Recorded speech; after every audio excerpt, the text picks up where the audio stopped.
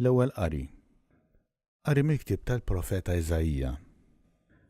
Farġu l-poplu tiegħi, jgħid Alla tagħkom. Kellmu lill-qalb Ġerusalemm u għejdula li ntemm il-jasar tagħha. Tħallset ħażunita, ħadet mingħand il-mulej darbtejn għal dnubieta kollha. L-ħenjajjat ħejju triq għall-mulej fid-deżert, wittu għal Alla tagħna mogħdija fix-xari. Jintradam kull wied u jitniżlu l-muntanju l-għoljiet. Kull art imħatba titwitta, kull art imħarbta issir maqat. U tfittx il-glorja tal-mulej u l-bnedmin jarawha l-koll f'daqqa għax fomm il-mulej tkellem.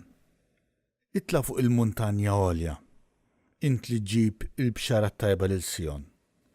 Olli leħnek bil-qawwa kollha, int li tagħti l-aħbar it-tajba lil Ġerusalemm. Għajjat, la tibżax. Ejt lill-bliet ta' Ġuda, għawnu Alla tagħkom, għawnu sit il-mulej li ġej bil-qawwa u jaħkem bil-qawwa ta' driegħu. Għawnu biħlasu miegħu u r-rebħa tiegħu qudiemu. Bħal raj li jira l-merħla tiegħu, bid-driegħu jiġmagħha u l-ħrief fih danu jarfa'hom u n-naċir għeddew bil-mod imexxihom. Il-kelma tal-mulej. Salm responsorjali. Uri lilna mulej it-tieba tiegħek u s-salvazzjoni tiegħek għatina.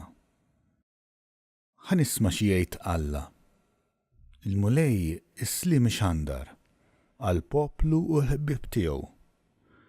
Ripi tassew is-salvazzjoni tiegħu għal dawk li jibżgħu minnu biex jammar is-sebħ fartna. Uri lilna mulej it-tieba tiegħek u s-salvazzjoni tiegħek għatina. It-tieba u l-fedeltà jiltaqgħu, il-ġustizzja u s-slim jitbewsu. Il-fedeltà mill-art tinbet u l-ġustizzja mis-sema tixref.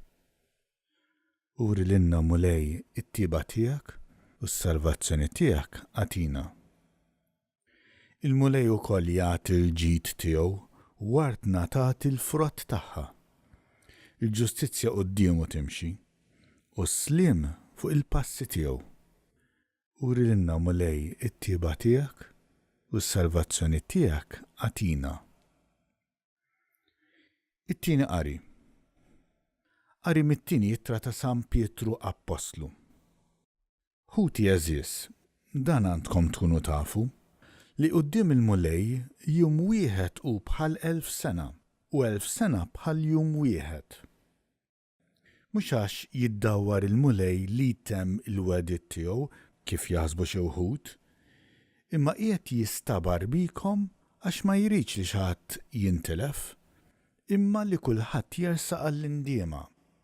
Jasal ta' bil-ħaq jum il-mulej bħal ħalliel.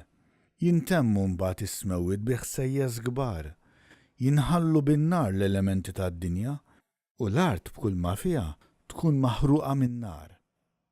La darba hekk kollox għandu jintemm, araw daqsxejn kif għandkom iġġibu ruħkom, kemm għandha tkun qaddisa u tajba ħajjitkom waqt li tistennew bħerqa kbira l-miġġa tal-jum ta' Alla. U minħabba dan il-jum l-ismewwiet jinħarqu u jinħallu u l-elementi tad-dinja jinqerdu bin-nar, imma aħna, skont il-weda tiegħu, nistennew smewwiet ġodda war ġdida li fihom tammar il-ġustizzja. Għalhekk ħuti eżis, waqt li nistennew dan kollu, qisu li jsibkom fis-sliem, bla teba u bla dnub.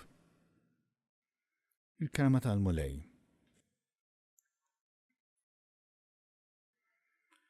L-Evanġelju. Bidu tal-Evanġelju skont San Mark. Il-bidu tal-Evanġelju ta' Ġesu Kristu li ben ta' Alla.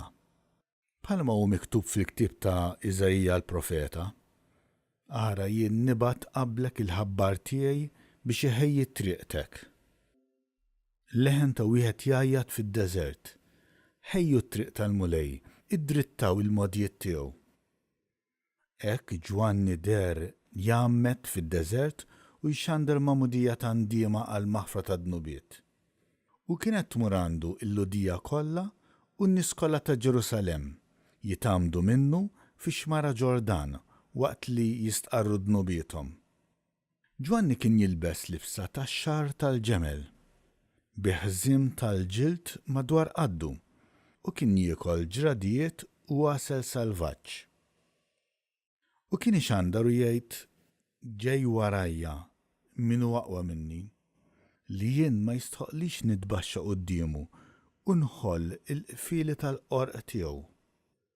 Jien għammitkom bl-ilma, iżdu jammitkom bl-Ispiritu Santu. Il-kelma tal-Mulej.